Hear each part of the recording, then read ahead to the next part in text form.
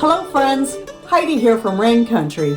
God is good all the time. And I'm here today for another Monday this and that video where I talk about many different topics, lead you back to some old videos I have, just give you some updates, maybe some quick tips on various whatever, be it sharpening knives or whatever it is.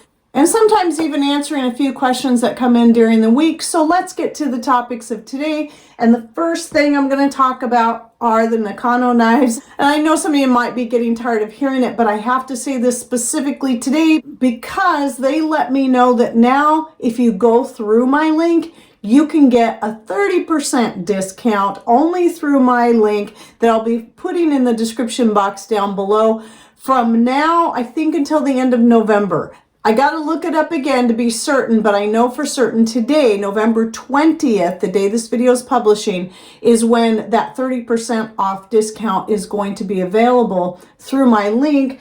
At any time, though, you can still get, even if it's past that, 15% off that. But the main thing I wanted to show you is one of the things they sent me recently was this sharpener. And at first I was like, well, you know, that's really nice of them to send me the sharpener and this knife block here, even though I was thinking I really don't need those, but okay, I'll be grateful since they're sending it to me as a free gift, which I appreciate, along with this micarta knife right here, which is really a beautiful knife, and another paring knife, which I had actually bought the set of 3, and then they sent me another one just as a special gift, totally unexpected. But anyway, I'm very happy with these. And again, I want to state right off the bat, I am not about pushing people into buying things they can't afford. And to remind you that I made it for 57 years using whatever knives I had on hand. I had a couple of knives I really loved and I found them at garage sales. All of my favorite knives were ones I found at garage sales. But it was really nice to be able to hook up with Nakano knives and get some really well-made Japanese knives, and these have been my favorite so far. Still want to get this information out there so you guys know that right now this sale is going on, but I want to show you, it's the first time I've ever used a knife sharpener like this. We have like a scissor type kind of, well, you know, it works in a scissor fashion like this that I used before and I really like, but I'm finding I actually like this one better. And so I was kind of surprised. So it's as simple as, you have 3 different slots. And so what you have is the coarsest one is going to be used for if you've got, bent up knives, they're damaged, you're going to be running your knife through there several times. Then you're going to go to this and then you're going to finish it off with this one. But if you're keeping your knives in good shape, you may only ever have to use this last one. And this is just for that fine sharpening. And so this is the Chisana. I use this one. The ones I probably use the very most are my paring knives and this one here. It's kind of an in-between size. You can see the difference between that and this one here, or even your chef's knife like that one there, the difference in size. Though I do use the bigger knives quite a bit, a lot of what I do, I only need a smaller knife. So anyway, all you have to do is you just rest this firmly on your counter like this, and then you're just gonna run your knife through that about 5 times. You wanna make sure that your knife is clean and dry when you go through there. And make sure you get that last little bit in there to get the tip. So about 5 times is all you need, and I couldn't believe the difference it made when I just need a little bit of sharpening. I just, clean off the knife, dry it off, and then run it through there 5 times. And then you're gonna want to at least wipe it off with a damp rag after you do that, because you're gonna have little bits and pieces of the metal in there. So what I like to do is actually rinse it off and then dry it. So I'm very, very happy with this. Super easy to use. I just keep it in my big drawer right here and pull it out when I need it, which isn't that often, but boy, it's sure nice to be able to have a good sharp knife ready to go, and something so easy to use as that. And then the other thing I wanted to talk about was this block itself. That was the other thing I was thinking, well, I don't really need a knife block. I just got one, which was the standard block. And I wasn't sure what I was going to do with this because of the width of it. But then I realized that being more narrow this way, I could set it at the edge of my counter right here. And it's right next to the pocket door that leads back into the laundry room. So I'll put a picture here so you can see what it looks like. And then I just turn it sideways like that. And I can actually have more knives on this than I could in my block. I actually didn't think I could, but because it's magnetized and I can use both sides. These steak knives, by the way, aren't Nakano knives. These are the Pioneer Woman ones I got at a garage sale, and I might eventually buy the set of Nakano steak knives, but anyway, those are what we have. So yeah, I can actually put a lot more knives on here doing it that way, and at least widthwise across my counter this way, it takes up even less room, and so it gives me just a little bit more space that way. But since it comes out this way, it uses a section of the counter that I never really use, that edge right there. So that works out quite perfectly for me. So I'm really, really thrilled with this bamboo magnetized knife block. And thank you again, Nakano, if you're watching this, for sending me these wonderful gifts. They've just really been spoiling me. So, you know, of course, I've got to give them another shout out. But anyway, yeah, so that 30% off through my link. If you're interested, you can check it out. But again, if you can't afford it, just do the best with what you have. I mean, just like I did for 57 years. Now, let's talk about my latest Azure Standard order.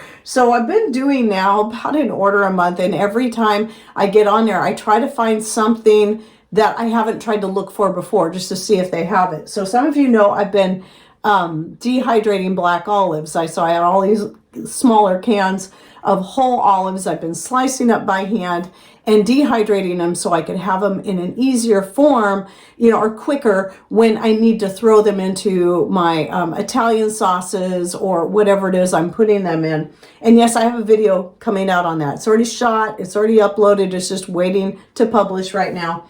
But after I shot that video, I finally thought, I think I was in the process of editing that video when I thought, gosh, I should see if Azure Standard carries the big number 10 can of sliced olives. And sure enough, they do. I actually bought the package of 2 because you get a little bit of a discount by buying 2 rather than just 1. And so what I'm going to do is I'm just going to keep these until I need them. I'm going to keep them in the cans that they're in.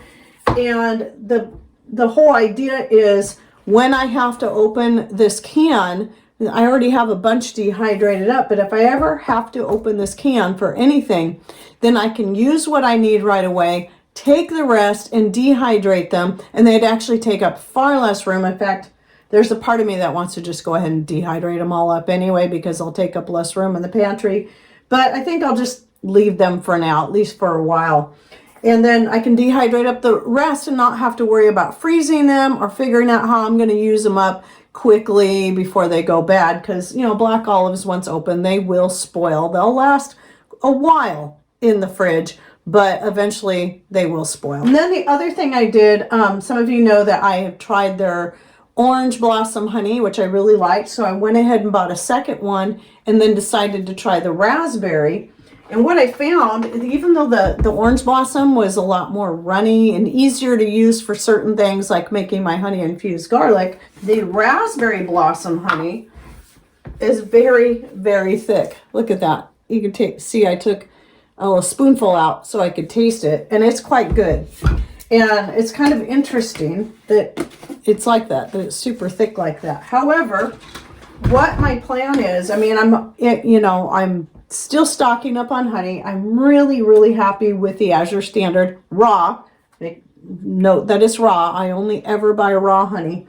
I am going to take some of the orange blossom honey and make an orange spice mead out of that. So if you haven't ever seen my winemaking videos, I do have in that playlist on winemaking, which I'll link to down below, a video on making mead. I think the orange blossom would be perfect for making the orange spice. I'm still going to add like a cinnamon stick, a couple of cloves in there, and then some pieces of orange to really get that orange flavor in there. And it does make a delicious mead. Here's a picture from several years back when I was making this one, most because it was a really popular choice when people would come over. They love that one.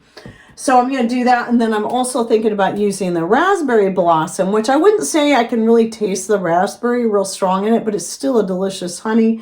But I want to use this to make the next time I make a raspberry mead. So that's what I'm going to do, is use the raspberry honey for that. And some more things I got from Azure Standard was I kind of was doing inventory on some of my spices, such as chili powder and cumin. And so these are a couple things I use a lot. And so I thought I would try these.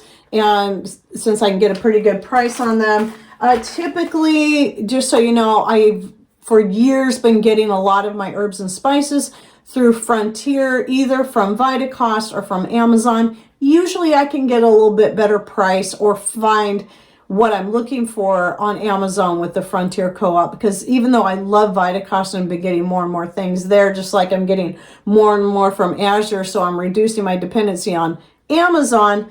Unfortunately, Amazon Frontier still sells most of their products through Amazon. So if you can't find that brand in other stores in a specific thing, you can usually find it on Amazon. So I did look on Azure Standard to get some ginkgo biloba because a friend had given me some from her little tree. So now we really want a ginkgo biloba tree now that we know that we can grow one here. And we want to start using it on a regular basis. And so what I wanted to do was buy some dried herb, and I looked at Azure Standard first to see if they had it, since I'm really trying to get more from them, which they didn't, but they did have it in capsule form, which I did go ahead and order that. But then I went to Amazon and found the ginkgo leaf. So this will be something I'll be using for teas, but if I really have to, the capsules are for Patrick.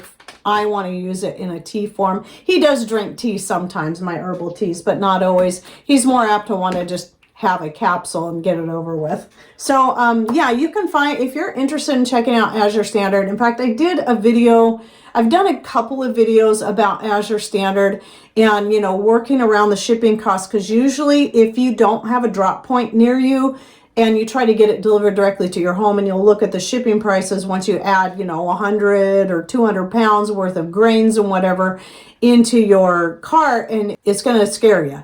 But what you have to realize is that when it comes to most things, when you actually do the math and add the shipping into the total cost and then break it down by weight, and then figure out, okay, this is what the total would be per pound for this particular product. Now, what does it cost me over here on Amazon or this place where I can actually get free shipping? What then is the price per pound? In most cases, I have found that even with the cost of shipping, that I still can get it cheaper per pound through Azure Standard, because their initial price is so good in the first place. But there are a lot of you that are blessed enough to have a drop point that is near you, where you either don't have to pay any shipping, or the shipping costs that you get charged are very minimal because it's spread out amongst all the people doing their different orders. So you know, look into that. You can go to their site and see, and actually search to see if there's a drop point anywhere near you. The nearest one to us is 60 miles away, and it's just too inconvenient for as busy as I am, and it's not worth the cost of fuel and time to drive in there and pick it up. So, because, you know, you have to actually pick it up at a certain day, certain time, and that just doesn't work for me. So having it delivered to my home really helps. And thank you to everyone who's been ordering through my link, because every time you do, I get, I might only apply to first time orders, and I know it only applies to if you order $100 worth or more. But once you do that, I get a $25 credit to my account, which actually in most cases covers the cost of shipping anytime I do an order. So it really makes it worth it, even more worth it for me to keep ordering from Azure. And so I'm loving them more and more all the time, even though I've been ordering from them for years. Mostly it was just started out, I was just ordering grains, and then I realized how much more product they have. And so I've been ordering a lot more items from them. And then while I'm talking about that, and I feel like I'm talking, this wasn't intended to be this way. I just realized I'm talking about a lot of affiliates and referrals. And sorry, I didn't mean for this video to be all about that, but I do want to bring up ButcherBox again.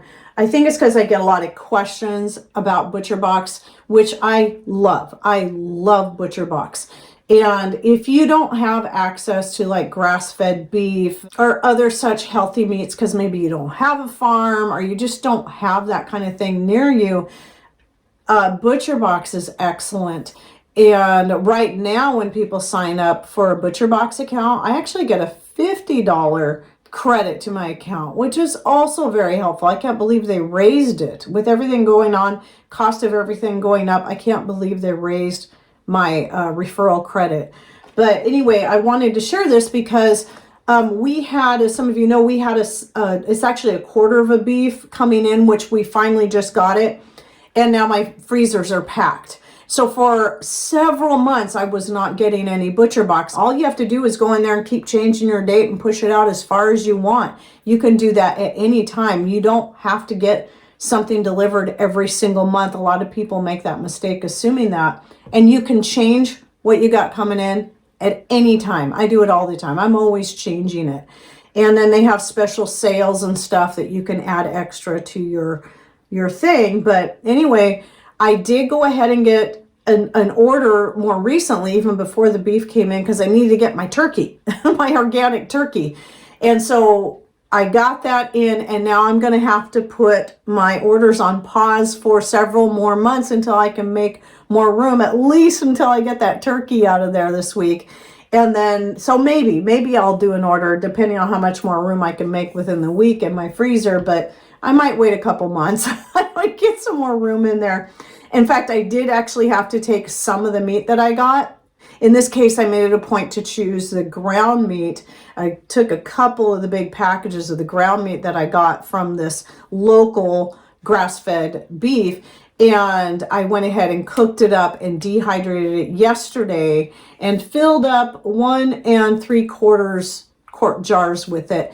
And so that way I could just get that, not have it in the freezer. So I've got it dehydrated up and it's going into my pantry. So remember, you can, I've been dehydrating lots and lots more meat. When it comes to the ground meats, you don't have to cook, freeze, and then dehydrate. It actually works out great just as it is. But with roasts and poultry and fish, it's best to either have it pressure cooked or canned and then dehydrated, or cooked, then frozen, then dehydrated. I know I keep harping on this one, but I want to make sure people understand how that works. I'm just loving what it's doing. And so now my pantry, I'm able to put so much more meat in my pantry by dehydrating it rather than canning it. Though I love canned meat and I've been canning meat for years, the dehydrating and putting it in jars and then putting it in my pantry takes up so much less room. And yes, you need to vacuum seal them. When it comes to the meats, always vacuum seal. Leave it out for at least a day and make sure you check those seals before you put it back and forget about it. And if you're interested in more on vacuum sealing, I will link to the video down below I did sometime this past year on the many options for vacuum sealing, so you can find what fits your budget and what's going to be easiest for you. And then real quick, I'm still getting tons and tons of vinegar questions, and I want to touch on this. I'm going to do a separate video just on this. Usually the first mistake people make when they're making vinegar and they don't see it bubbling is they add more sugar. If it's not bubbling, you don't need to add more sugar to it. It means for some reason, it hasn't been activated yet. About 99.9% of the time, yes, this is just a rough number I'm throwing out there. It has nothing to do with the sugar content, but the issue is more likely other things like maybe the water you used. If you use tap water that's heavily chlorinated, that can kill the bacteria and yeast that's going to help it to become active. Or if you've frozen your produce before using it, sometimes the freezing process can really slow it down or make it so it just never comes to life. So again, I'll be doing a more in-depth video on this coming down the road, but never assume that the first thing you need to do is add sugar. The most common mistake that people make is to do that, and then what they've done now is they've probably, even if it was going to start bubbling, they probably just stopped the process or made it so it's going to take even longer for it to get to that point.